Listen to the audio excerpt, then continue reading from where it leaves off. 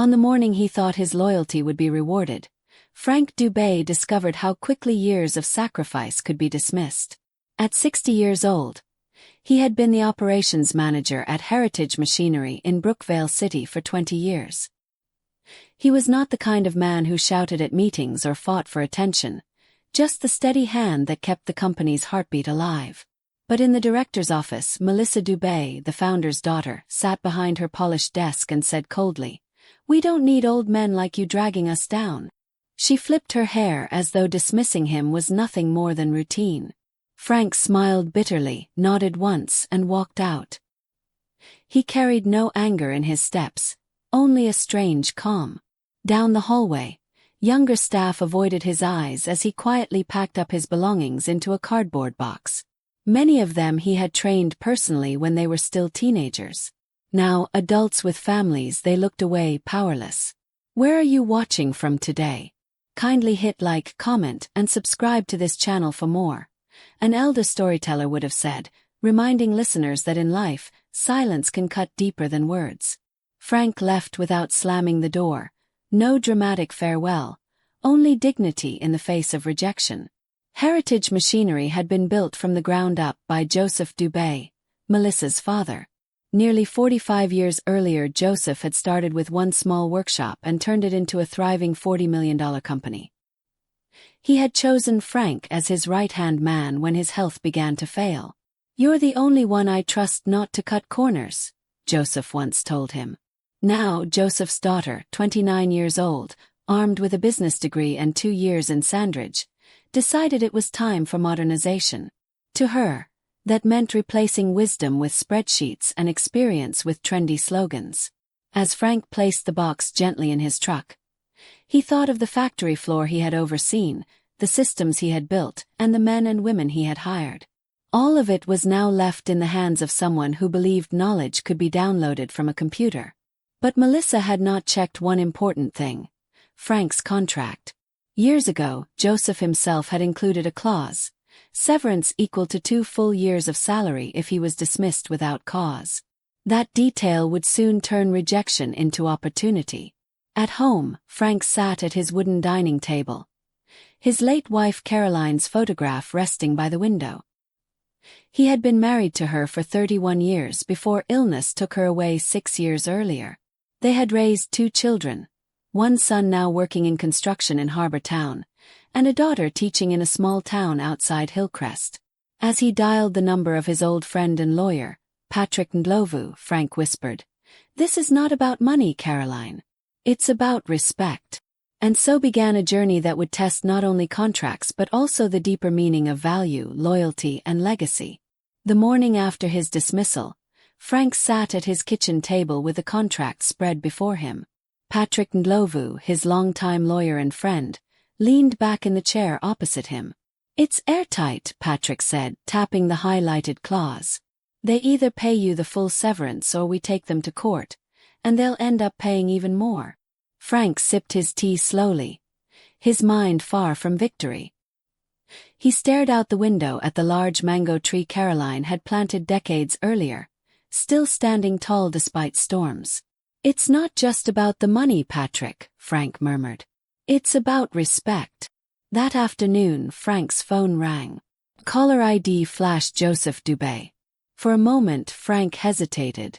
Part of him wanted to ignore it, but nearly 2 decades of loyalty would not allow him. "Frank," Joseph's voice sounded strained, tired. "What on earth happened yesterday?" Frank kept his tone calm. "Ask your daughter," he replied. Joseph sighed heavily. "She said you were resisting her plans, undermining her authority." Frank said nothing. The silence itself was answer enough. Joseph knew him well enough to understand that Frank had never undermined anyone. "You're going to file a claim, aren't you?" Joseph asked after a pause. "Already have," Frank replied evenly.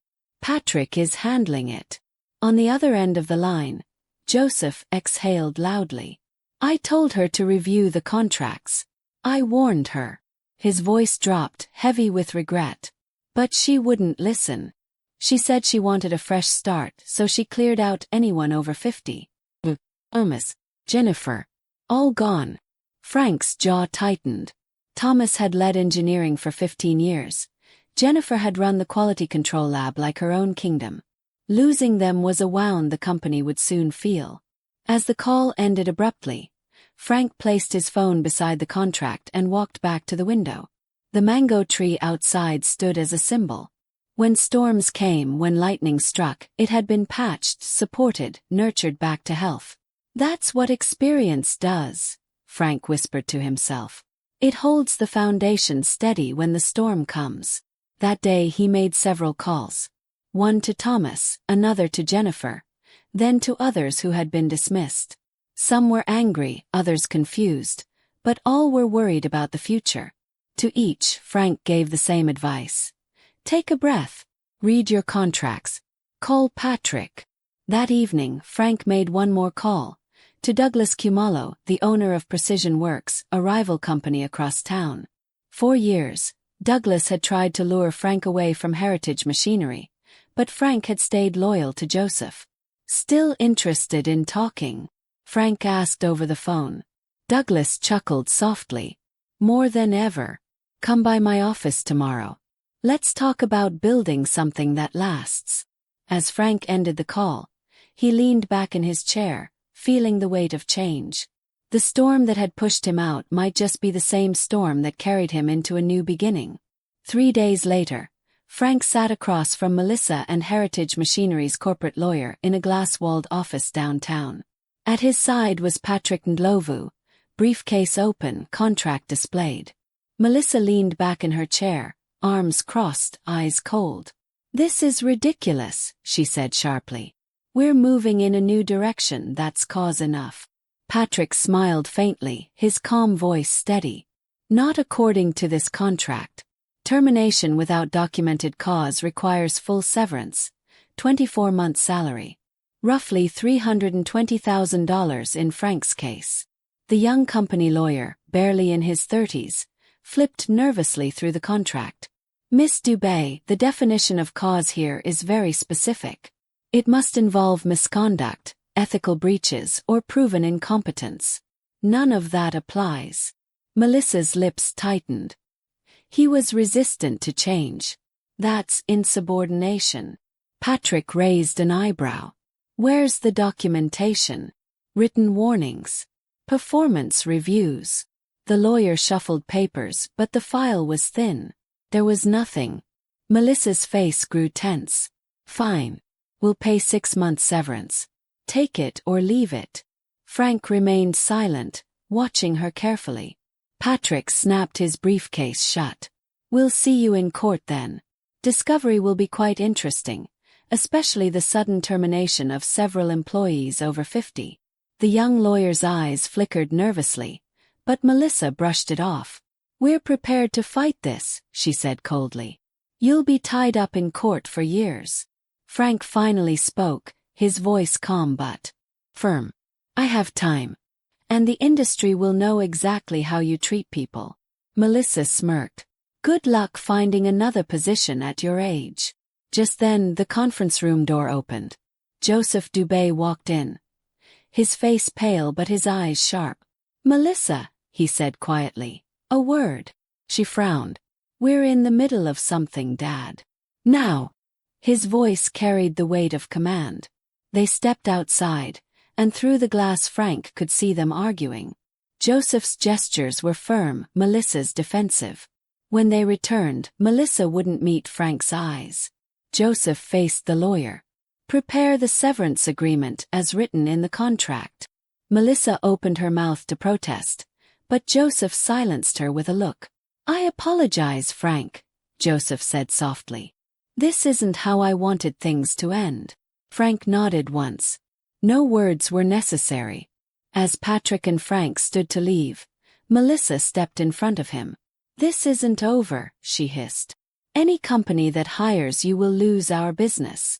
Frank looked at her steadily. "You're right," he said quietly. "It isn't over." A week later, the severance money hit his account. It was more than he had ever seen in one deposit, but as he stared at the balance, he felt no joy. Money was never the point. That same afternoon, Frank met Thomas Bonda, Heritage's former head of engineering, at a small diner outside Brookvale City. The place was nearly empty, just a few truckers eating quietly. Thomas stirred his coffee without drinking it. "They offered me a year's severance," he said, "but with a strict NDA. I can't talk about the work I've done for 15 years. Frank slid a business card across the table. "Douglas Cumalo, Precision Works. He's looking for a consultant. No NDA required." Thomas stared at the card, hesitating. "If I take this, Heritage will sue me." Frank leaned closer. "Not if you're advising on general industry standards. That's not proprietary." Thomas studied him for a long moment. "What's going on, Frank? This isn't like you." Frank exhaled slowly. "I'm partnering with Douglas. He's opening a new division focused on specialized hydraulics. The custom work Melissa says is a waste of time. The kind of work Charles, your old boss, always said was the future." Thomas's eyes widened. "She's abandoning custom work for mass production? Competing with overseas firms? That's suicide." Frank nodded. "Exactly." 2 days later, Frank met Jennifer Cole, Heritage's former head of quality control. They sat in her modest living room, where blueprints and reports were stacked high on the table. Jennifer's voice was tight with frustration. "Melissa has already sold off half the specialized equipment Joseph bought last year. Millions worth. Gone for scraps at auction." Frank's face darkened. "She's stripping the company. Turning assets into cash." Jennifer shook her head. "Joseph doesn't know. He still thinks Heritage is his legacy." Frank sat back, heavy with the weight of what this meant. That night, Frank called Thomas again. "She's not just careless," he said. "She's dismantling everything Joseph built." Silence hung on the line before Thomas replied. "So what are you going to do, Frank?" Frank looked at Caroline's photograph by the window. "Build something better. Something that honors the past while embracing the future. With Douglas's backing, we can create a company that values people, not just profit." Thomas let out a long breath. "You'll need an engineer who knows hydraulics inside out." Frank smiled faintly. "The position is yours if you want it." Weeks passed and plans moved quickly. In a converted warehouse on the east side of Brookvale City, Frank and Douglas stood over architectural drawings. The new venture would be called Cornerstone Precision, specializing in custom hydraulic components. "Build from the corners up," Thomas had said. "That's how you make something last." Machines were being installed, contracts signed, and former Heritage employees quietly joined their ranks. Talent was flowing out of Melissa's hands and into Frank's vision. As Frank walked the floor, watching the first sparks of a new company, he felt something he had not felt in months: hope. One Friday afternoon, Frank's phone buzzed while he was at Cornerstone's warehouse. It was Jennifer, still stuck at Heritage because of her nearing retirement but secretly feeding him updates. The message contained a photo of an internal memo: delays in production, rising complaints, and 3 major clients threatening to cancel contracts. Frank showed the memo to Douglas, who whistled softly. "It's happening faster than we thought. The brain drain is already hitting them." Frank pocketed his phone. He felt no joy in Heritage's struggles. Too many families depended on that company. But the truth was undeniable. Melissa was sinking her father's legacy. At their next meeting, Douglas leaned across the table. "We should reach out to Midwest Engineering, one of Heritage's biggest clients. Let them know Cornerstone will be ready soon." Frank nodded slowly. "Not just Midwest. We should speak to every client she has neglected." Douglas smiled. "I've already booked 3 appointments for next week." Frank rose and walked to the window, watching as workers fitted the final machines into place. The sound of drilling and welding filled the air like music. Something new was being born here. Not just a company but a statement. Experience still mattered. That evening, Frank's phone rang again. This time it was Joseph. His voice carried both weight and weariness. "Frank, we need to talk." Frank leaned on his desk, staring at Caroline's photograph. I'm listening. Joseph sighed deeply. I know what you're doing, the new company, the employees you've taken. I'm not calling to stop you. I'm calling to ask for help. Frank frowned. Help with what? Saving what's left of heritage. Melissa is selling off equipment, cutting corners, bleeding us dry. The board is worried. I should have listened to you months ago. For a long moment Frank said nothing. The loyalty he had once felt for Joseph wrestled with the betrayal Melissa had delivered. What exactly are you asking? He said finally. Joseph's voice grew firmer. Come to my house tonight. 7 o'clock. Bring Thomas if you can. The board wants to discuss options, including a change in leadership. Frank stared at the humming machines around him.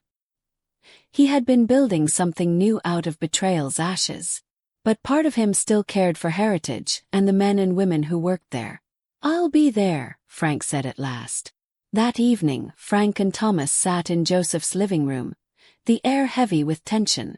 The board members were present, papers spread across the table.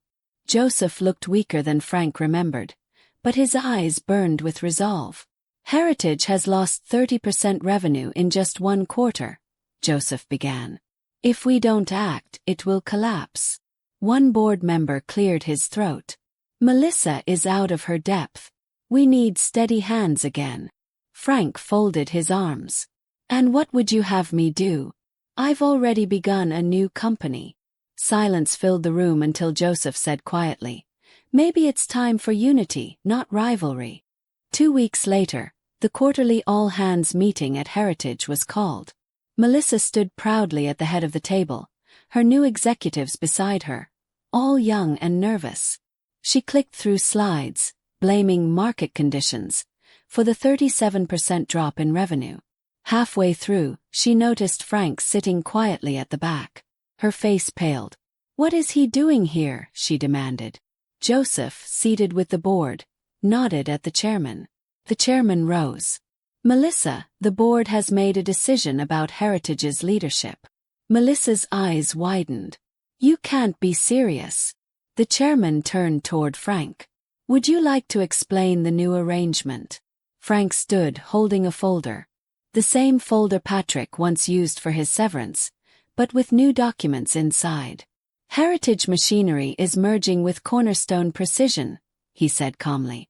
The board has approved the agreement this morning. Melissa's voice cracked. This is absurd. I am the majority shareholder. Joseph stood slowly, his voice steady. No, Melissa. You own 20%. I retained 51%. And I've cast my vote for the merger. Melissa's hands trembled as she flipped through the documents Frank slid across the table. Cornerstone will absorb Heritage's custom hydraulics division, Frank continued. The rest will continue under new leadership. At that moment, Thomas entered from the doorway. I will oversee operations, he said firmly. Melissa's jaw dropped. This is betrayal, she cried. Frank shook his head. No, Melissa. This is business. Nothing more. The room fell silent as the weight of the decision settled. Heritage, once on the brink of collapse, now had a lifeline. But Melissa's reign was finished. She stormed out, her heels echoing against the floor. 6 months after the merger, Cornerstone Precision and Heritage's hydraulics division worked side by side in the expanded facility. Workers moved efficiently, machines hummed in unison, and the atmosphere felt alive again. Frank stood on the observation platform beside Joseph, who leaned heavily on his cane but smiled with pride. Quarterly numbers are in, Joseph said, handing Frank a report. Best in 5 years. Frank scanned the pages. Profit margins rising. Employee retention strong. 3 new patents filed. It was proof that when wisdom and innovation worked together, greatness followed. Melissa called yesterday, Joseph said quietly. Frank looked up surprised. From where? From Cape Town. She started a consulting firm. Joseph's voice carried both sadness and hope. She asked me to invest. Frank raised an eyebrow but said nothing. I told her if she wants my support, she must first return here, learn the business from the ground up as I did as you did. Joseph smiled faintly. She hung up. But this morning she called again, asking if the offer still stood. Frank said nothing, but deep down he knew. Even mistakes could be teachers. One bright Monday morning, Frank walked through the merged factory floor, greeting workers by name. Jason, once underpaid at Heritage, now led a small programming team designing custom parts. Jennifer, still in her lab coat, inspected components with the same sharp eye she always had. Thomas, seated at a drafting desk, sketched a design before transferring it to the computer. Watching them, Frank felt a swell of gratitude. These were not just employees. They were the pillars of something lasting. The storm had passed, but the lessons remained. That evening, Frank drove back to his quiet home in Brookvale City. He sat on the porch with a cup of tea, watching the sun dip behind the mango tree Caroline had planted decades ago. Its branches swayed in the evening wind, tall and unshaken, much like his spirit. He whispered softly, "We survived, Caroline. And we built something worthy." For the first time since his dismissal, Frank felt peace. The bitterness had faded. What remained was a quiet strength born of endurance and faith. But the story did not end there. Heritage's competitors soon noticed the resurgence of Cornerstone. Some tried to poach clients, others whispered about sabotage. One rival company even offered Melissa a partnership to undermine Frank. Word reached him through industry friends. When Thomas heard, he clenched his fists. "We should fight back," he declared. Frank shook his head calmly.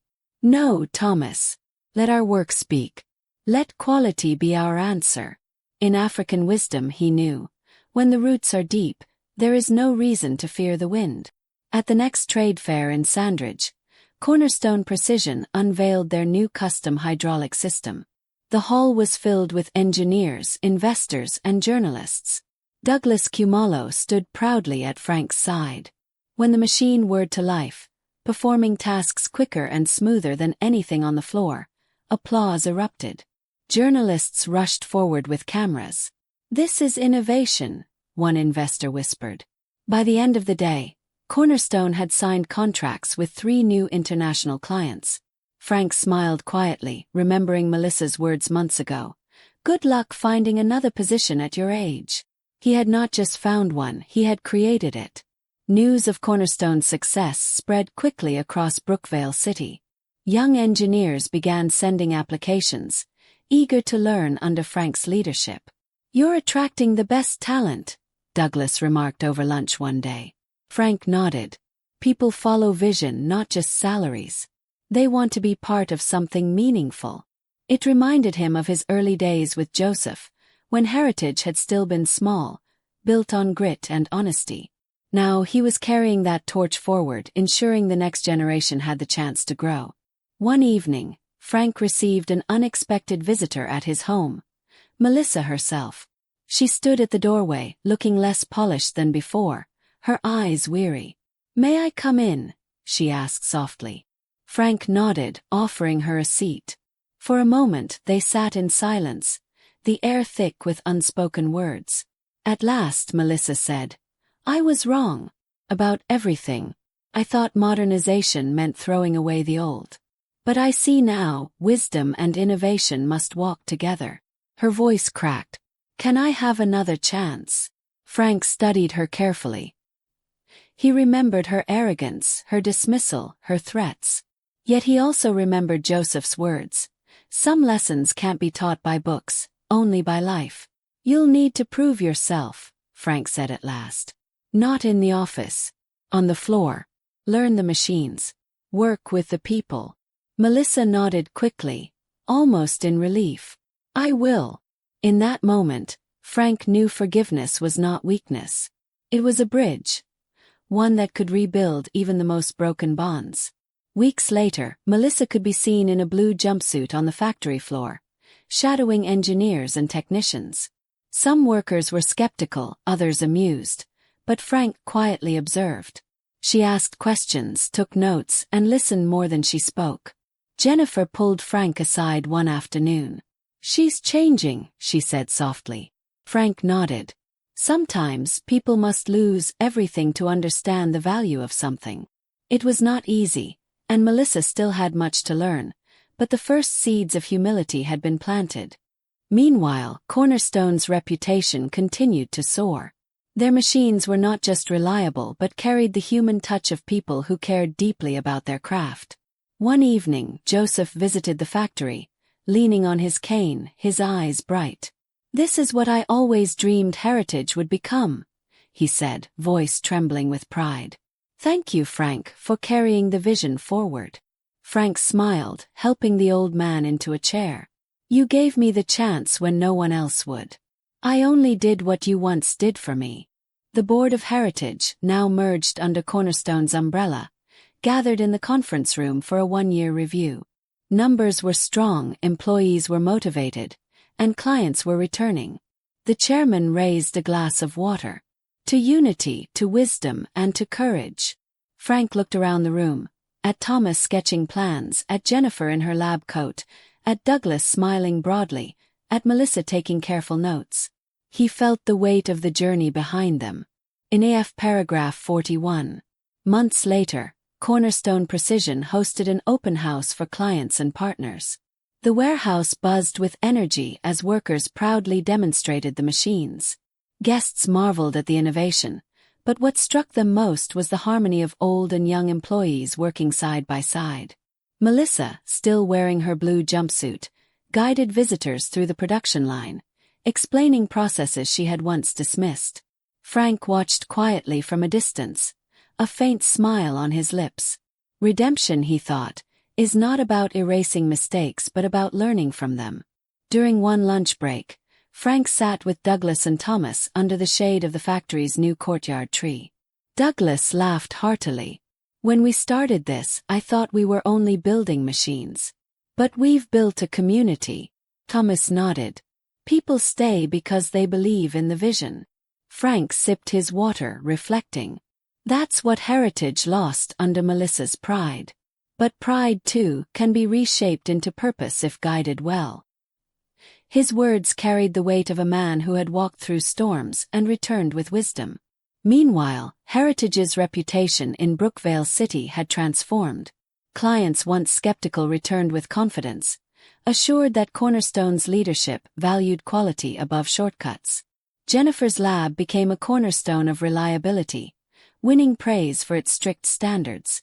Younger staff, once unsure of their place, now thrived under mentorship from veterans like Thomas. Melissa, humbled by her fall, spent long nights reviewing reports, eager to understand every detail she had once ignored.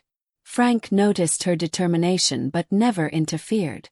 Growth, he knew, required space for self-discovery. One evening, Joseph invited Frank to his home for tea. The old man leaned heavily on his cane, his face lined with years of both triumph and regret. "Frank," he said softly, "when I first asked you to join Heritage, I saw a man of integrity, not just skill. You proved me right.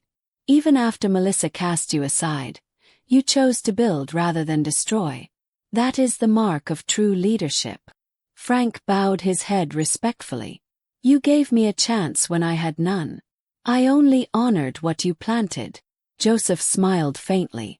"Melissa tells me she wants to start from the bottom, learning every layer of the business. Perhaps one day she will be ready.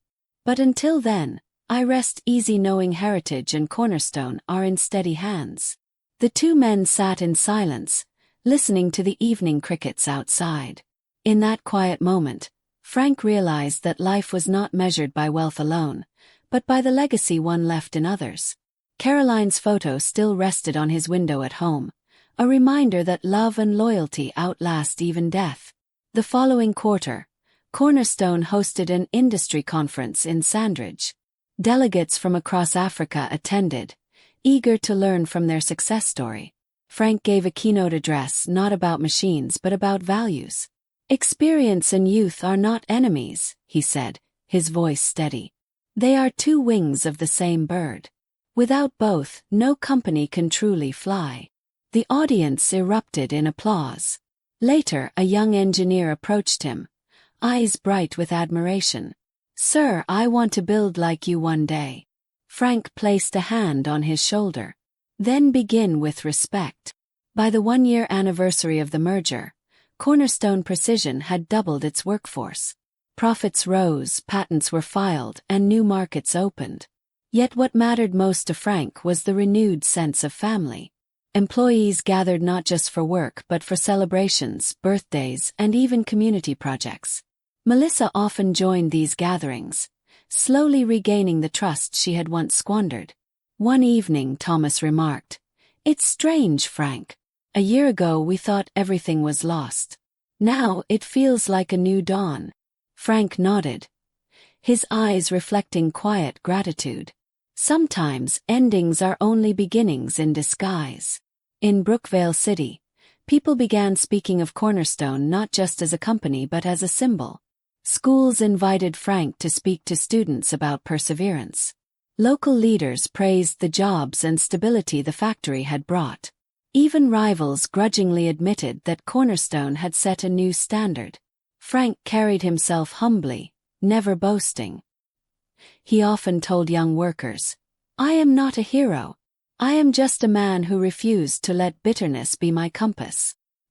His story became a folktale of its own, whispered in workshops, retold in classrooms, cherished in homes. One Saturday morning, Frank walked into the courtyard of the factory where a group of children played near the tree they had planted to mark the merger. He paused, watching them laugh freely, their future untarnished by the mistakes of adults. Melissa stood nearby, arms folded, her expression softer than he had ever seen. "Thank you for not giving up on me," she said quietly. Frank turned to her, his voice calm. "Everyone deserves a second chance. What matters is what you do with it." She nodded, her eyes glistening. The journey of forgiveness had finally taken root. And so, the tale of Frank Dubé ended not in bitterness but in triumph. Cast aside by pride, he rose again through wisdom. Betrayed by haste, he rebuilt through patience. Where a daughter sought to erase the past, a father and his loyal steward preserved its essence. Heritage Machinery and Cornerstone Precision, once divided, now stood united, stronger than either alone. In African wisdom it is said, "When the old man is cast out, the village loses its library." Frank had proved the saying true. For through storms, betrayal, and loss, he showed that dignity, respect, and perseverance can build legacies that outlast time itself. Rican wisdom, he thought, a tree that weathers the storm grows stronger roots. And truly their roots now ran deep.